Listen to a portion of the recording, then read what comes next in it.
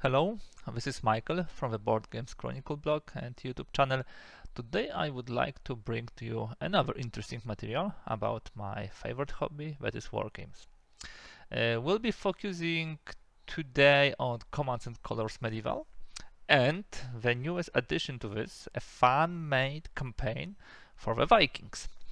I'm looking now at the Commands and Colors Medieval webpage. You can see the link here. It will be also in the description. This is actually the whole set of the web pages for the Commands and Colors. You can see them here: Ancients, Battle Cry, Napoleonic, Samurai Battles, the Great War. Then we have Tricorn, Medieval, Red Alert. All those web pages contain fan-made content, but also a lot of official, original scenarios and rules for those games. They are managed and administered by Alessandro, one of the fans of Commands and Colors games. Today what I will do, I will tell a little about this new campaign for the medieval and also play one introductory scenario so you can see what new tweaks are added there, because some rules will be changed so to better depict the Norse strategy and tactics. First of all, you can go to the maps on this web page and click Norse invasion of England to get all the 9 scenarios which you have now, with some historical background and also link to the Wikipedia. So this set of scenarios focuses mainly on the initial raids of the Norse raiders against the Christian monasteries and Christian territories in the British Isles. We would have some of the most known and interesting battles. You will definitely get see some familiarities with the Vikings series, and then definitely that also is something which makes it very interesting. We will have small battles like Englefield. It's a small battle which we actually will play only to 4 banners. We have larger like Reading with walls. We have also battles where the forces are split. This will be an Edgedown basing. That's kind of an interesting battle, which I had the opportunity to play in the mini tournament, because you have a lot of terrain features which will change a lot in the dynamics. Marton, this is a very huge Viking army set in kind of a wedge. Also, should be fun to play. Eddington, that I didn't play yet, but it's kind of a straightforward attack of 2 lines of troops. Sinwit is also something which I didn't play yet, but evidently the Vikings are at a disadvantage there. Rochester, a very interesting scenario. You see, we have Rochester in the center of the map, and the Vikings attacking, and here we have Alfred, the King of England, coming with a rescue mission. And the last one is Farnham, where the Vikings are taking from 2 sides by the Saxon player. What is important, this series of scenarios focuses mainly on the infantry. It's probably the only scenario where we have the cavalry, so that's a really nice addition to already a large set of scenarios for the medieval, because usually the medieval scenarios were, when I was playing them, they were pretty quick, pretty brutal, amount to charge, couple of exchanges and end of the battle. Not here. Here would have a much more interesting skirmishes, fights, battle between infantry. So what we'll be playing today, we'll be playing the Englefield, and we'll be playing using the Vassal module. So let me jump to the Vassal. Okay, we are in the Vassal module. You can download it free from the Vassal webpage. We'll also post the link in the description below this material. What situation we have here? If you click in the notes, you can see all the important information regarding the scenario. Here is the historical description. You can read through this and then familiarize more about what the battle was about. This is what we are interested in the briefing. Both sides have 4 cards. Both start with 2 inspired tokens. The Vikings will be moving first. The river is impassable except at the forts, which you can see here. Auxilia, this is the rule for all the scenarios in Vikings. Battle back with 1 extra die. Normally they have 2, but in battle back they have 3. In this scenario, this is a simple introductory scenario. Both sides may use inspired action tokens only on battlefield actions, so they can add 1 die to their attack or battle back. They can ignore flag, or they can move the leader. You have those options here. If you click, battlefield actions, bravery, battle bonus, move leader. There will be no leadership actions. Yep, it will be kind of a simpler presentation than if we use the full set of rules. And there will be replacement of a mounted charge command card, because we don't have any cavalry except the last scenario. We would have a boar snout. It would be kind of a foot onslaught, because we'll be selecting 1 foot unit and up to adjacent foot units. Each unit can move 1 extra hex in battle, but when battling, we add 1 die to each supported unit. That's something unique. It's not that they have automatically, but only they are supported. And there will be no range combat. How I will be playing this, as both sides have the same amount, the same number of cards, I will be playing just 2 cards, choosing the better one for this particular side at this particular moment, and showing you the dynamics of the play. Of course, that means that the first strike or ambush will not be played here, or we can put them aside and play at proper moment, but this is more for the presentation purposes, how the Viking scenarios play. So let's start. The Vikings are first. They are slightly dispersed. They need to cross the river and attack the Saxons, which are on the hills, but have slightly less formidable forces. So let's see what Viking can do. They have Darken the Sky and Fire and Claws. Both of them nice cards. Fire and Claws does not do too much to them. Darken the Sky also is a pretty poor card. I think, or order 1 unit of your choice. Yeah, we'll probably order 1 unit of our choice. Let it be the general. Here we can do the order, but because I'm playing only with myself, I don't need to do it. I will be rather moving them quickly. Now we have the Saxons. They draw 3 in center and double time. Double time would be an interesting one, and I think let me show you how it will work. We can attack this poor lonely Auxilia here. Looks like a good idea. We can order those units to form a wedge. Let's do it that way. That goes here, that goes here, and that goes here. Okay, those guys will not attack. Those will attack with 2 die. When they of course are the attacker, because the battle back is free, but to the river it will be 2. Let's roll. Poor rolling, sorry. The battle back now from the Vikings. 2 flags. 1 flag can be ignored, and we potentially can use the token to ignore the second. We'll not do it. Here you have all the charts, and you can see that, for example, for Auxilia, in order to retreat, we need to move 2 hexes. So they ignore first flag and they took the second. Not the best beginning for Saxons, but they try again. They again roll 2 die, and now that was much better. 2 hits. I also put the counter, for this here. For the losses, I like to sum up not only the large banners but also the losses.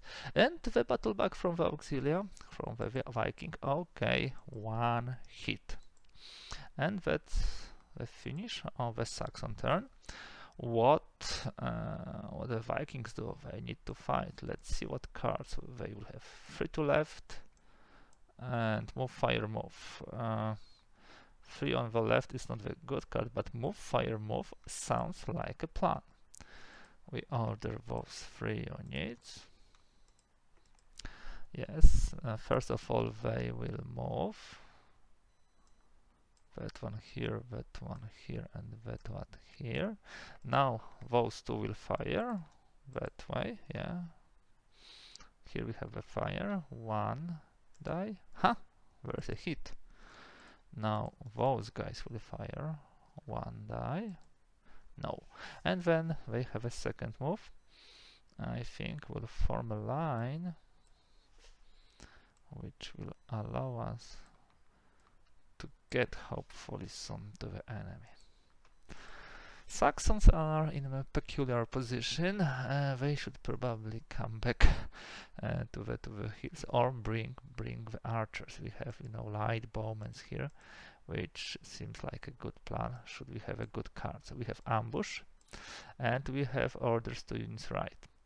So guys, we don't have 2 units to the right, so we discard and we'll leave this ambush for the Saxons. Yeah, let's remember they have this flip card. Okay, they have ambush.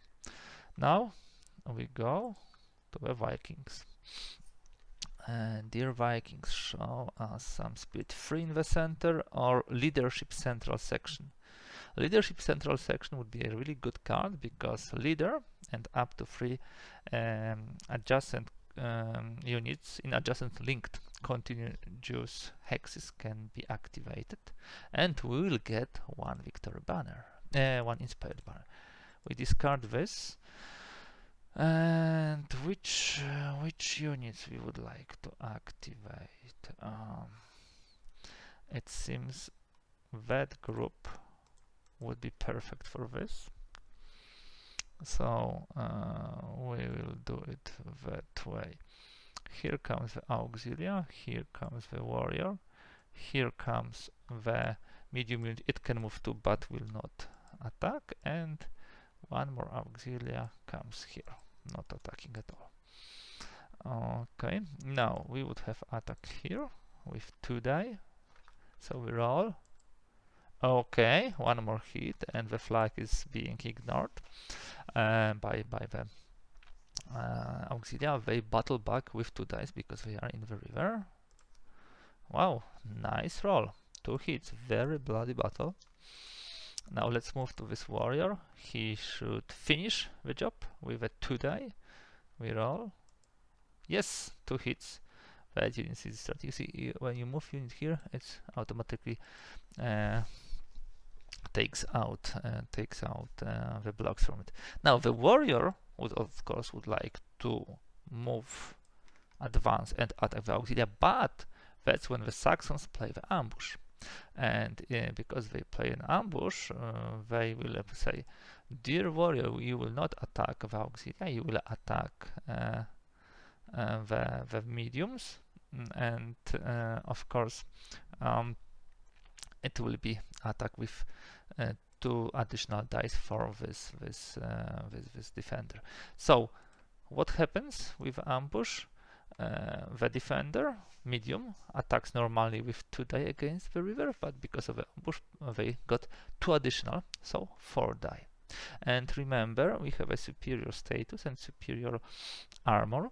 So for example, the blue units ignore first sword from the green units, and so on and so forth. So the red units ignore 2 swords from the green units. In this case we have blue to blue. Wow, that was deadly attack. 3 hits, but the warrior still attacks, and the warrior has to attack the one who played the ambush, so those blue ones. So 2 die. Okay, nice. They also hit. And now we have a leader check. We roll 2 die to check if this Saxon leader will survive.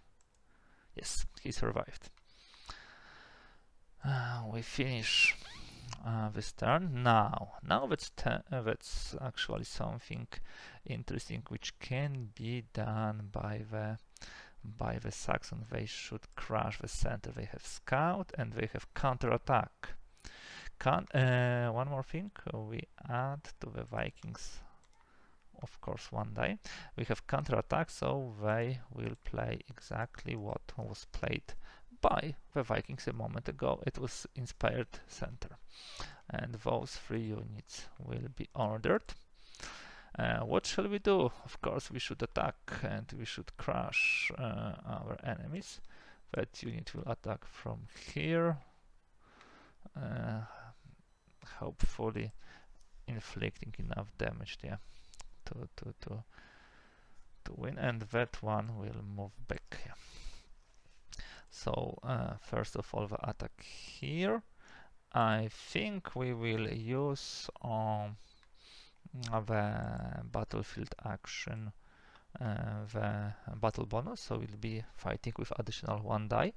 For this, we use this button. It automatically reduces our inspired tokens. So we roll 3. Oh, what a poor rolling. Now the auxilia battles back with 2. Good roll for them. We cannot ignore the flag. We need to take it. Now our poor leader. Let's see what he can do. Hopefully better than auxilia. It's 2 die. No luck. The warrior battles back with 2 and gets much better score. 1 hit and leader check. Close. Now the Saxons are getting 1 victory banner. That's definitely what they wanted from this turn. Now the Vikings, they are in peculiar situation with this 1 block warrior, but maybe they can do something. They can have counter attack, so we again can inspire the troops in the center, which will of course happen. The warrior can move 2 and attack. Those guys will come here, those will retreat, and those will come here. Let's see. First of all, we'll have attack here. Yes, and we will roll 2 die, and we were lucky, we have 1 hit. Leader check whether this leader survives today. Okay, and now this blue unit battles back. He battles back with 2 because to the river, and 1 more hit comes here. Now who should attack first, warrior or this medium guy? It's a very good question, but I would go with this medium guy. He will fight with 2 die. Let's hope he will match. No way. He missed, so now the Saxons battle back with 2 die. And they battle back fantastic way. Leader check on the Viking leader. that was painful. Now, would the warrior finish the Saxon medium? Let's see. I think we'll not be risking. We'll add 1 die, so he will be rolling normally with 3 because he's weakened. So with 4 die. Let's try it. Yes, he got the 2nd unit. Now we roll the leader check. Fortunately for them. And of course we need now to do a kamikaze because there's no way he will survive. He rolls 2 die uphill. No luck, and battle back, and now the auxilia will battle back with 3 die, yeah, downhill. Okay, that's a strange way to die.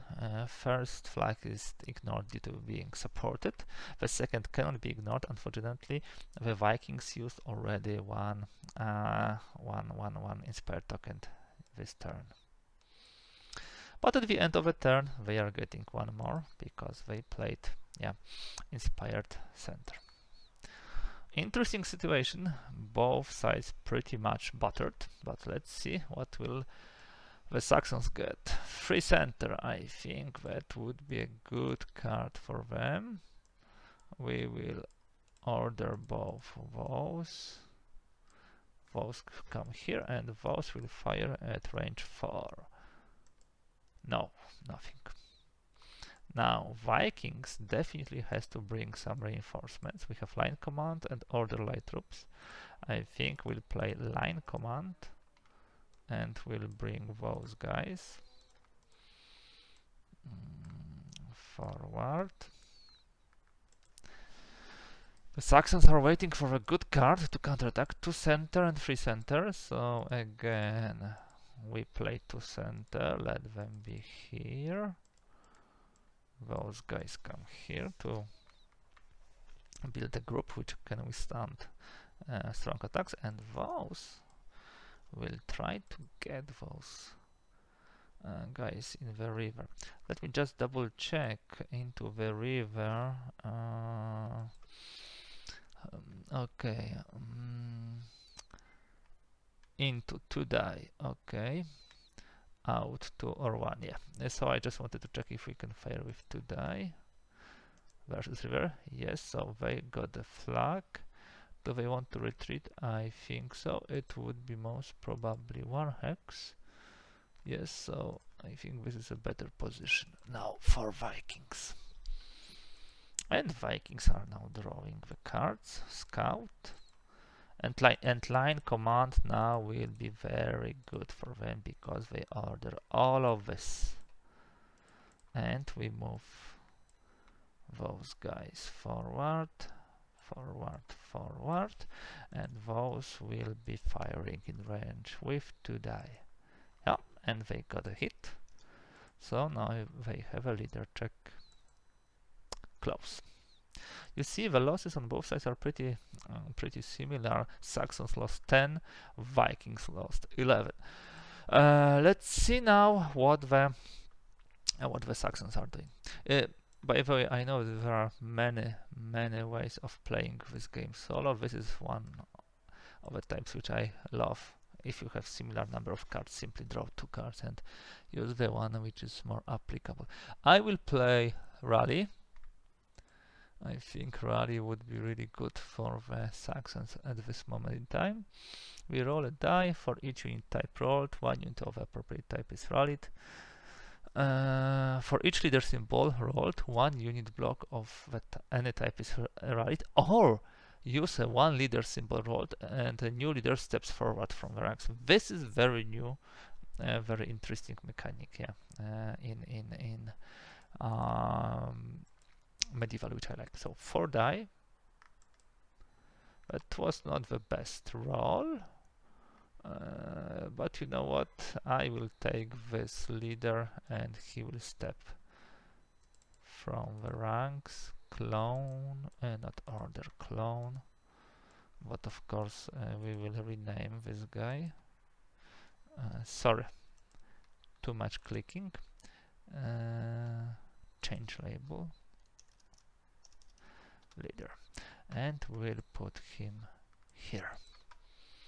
Okay, that was slightly different rally than I thought, but still good. And now the Vikings. Oh my goodness, I think what will come, this will come. Foot on slot, order fewer units in 1 or more sections. And those units can move 2 hexes and still battle. Warriors can move 3 hexes and battle. Yes, so how shall we do it? We will probably do it that way. Then the Viking can move like this. Leader here. And this auxiliary will retreat. We don't want to do any stupid things. For the warrior, we will add battle bonus. So the warrior normally attacks uphill with 2 die. Foot on slot gives 1 more die, and the battle bonus another die. So 4 die. Let's see how it goes. Pretty deadly, but not fully. 2 hits, leader check, leader is alive, and the leader will definitely battle back with 3 die, and no, they will not be using the inspired token yet, so with a 3 die. This is hit, this is hit, this is ignored. So 2 hits on this warrior. Bloody. Very bloody. Saxons has to do something, otherwise they will lose. They have all the units in the left, which is bad, and they cannot activate anything now, so they will activate 2 units in the center, and this would be attack here with 2 die. Ah, not that color. Now, let the Vikings do something. They have ambush, and they have light troops. They rather use the light troops. So we play the light troops, and here are their light troops. They can move through their units. Yes, yes, they can do it. Of course, that's a huge roll, and because this is a huge roll, they will use the inspired token. And they will roll a 3 die. No way! They missed, they don't have leader adjustment. So now, the Saxons battle back with 3 die. And they get just 1 hit. Not great. Oh, let's see. Saxons finally are getting a good card, because we have 2 to the left, and those 2 to the left would be those guys here. We need fresh troops to attack. So here we have attack with 2 die, 1 hit, and of course battle back by this auxilia with 3 die. Special rule for Viking scenarios. This is a hit, and we ignore the flag. And now, important attack. 3 die, downhill.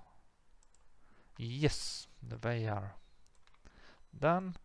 Momentum advance, bonus close combat, 3 die, and again, very important fight. So we will add a token. Battle bonus. So this will be 3 die normally, plus 1 die, 4 die. 4 die should be enough. Oh my goodness, do you see this? 3 red, 1 flag. Flag is ignored. With such rolling, the Saxons have not much chances to win. So battle back by warrior with a 3 die. And that's 2 units killed. 2 blocks, leader check. Oh, the leader who stepped up from the ranks didn't prove himself, and quickly descended into the abyss. Would Vikings finish it? I think they will. They will play 2 orders right. Those 2 orders to the right would be those 2 units, and they will attack uphill. They will use their last remaining inspired token on battle bonus, and they roll with a 3 die. And they don't have anything. So what Saxons will do, they will use 1 remaining token to ignore 1 of the flags. So they are ignoring 1 of the flags with a token. They actually don't have to use it. Excuse me, they can ignore both flags, 1 for the leader, 1 for the adjacency. So what they will do, they will battle back with 3 die. They will, yes, battle back with 3 die. And they have nothing. That's how it goes. Okay, that was most unexpected, but we have 1 more attack with Vikings. This is attack here with 2 die. They don't have any inspired tokens anymore. So just 2 die and 1 hit. And now we will use a battle bonus for Saxons. What a fighting! 3 die, and only 1 hit. And I think the prudent thing to do is to move 2 hexes away. As you can see, very bloody battle. 17 to 17 blocks. Let's see what the Saxons. I think Cry Havoc. Cry Havoc would be a card to finish the game. Cry Havoc is like Iron Spartacus in Ancients. For each command, you have, in this case, 4 commands. We roll 1 die. For each unit type rolled, 1 unit of this type is ordered. A leader symbol orders 1 unit or leader of your choice. Important, a flag orders a unit to move, but not to fight. Swords do not order any unit or leaders. Let's see, 4 die for the Saxons. Okay, could have been better, could have been worse.